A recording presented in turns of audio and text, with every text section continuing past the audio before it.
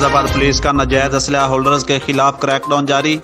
ہمارے نمائندہ کیسر عباس کی رپورٹ کے مطابق پولیس نے مختلف کارروائیوں میں 9 ملزمان گرفتار کر کے بھاری تعداد میں ناجائز اسلحہ برآمد کر لیا۔ برآمد اسلحہ میں 3 رائفل، 3 گن، 3 ریپیٹر اور پسٹل شامل ہیں۔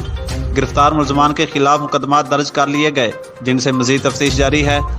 اس موقع پر ڈی پی او سردار محرن خان کا کہنا تھا کہ ضلع بھر میں امن و امان کی فضا برقرار رکھنے کے لیے جرائم پیشہ عناصر کے خلاف کارروائیاں جاری رہیں گی۔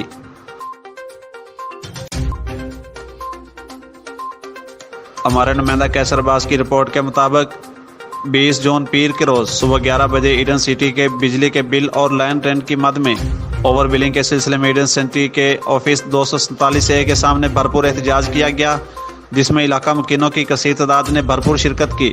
اس موقع پر مظاہرین کا کہنا تھا کہ اپنے حق کے لیے باہر نکلنا پڑتا ہے۔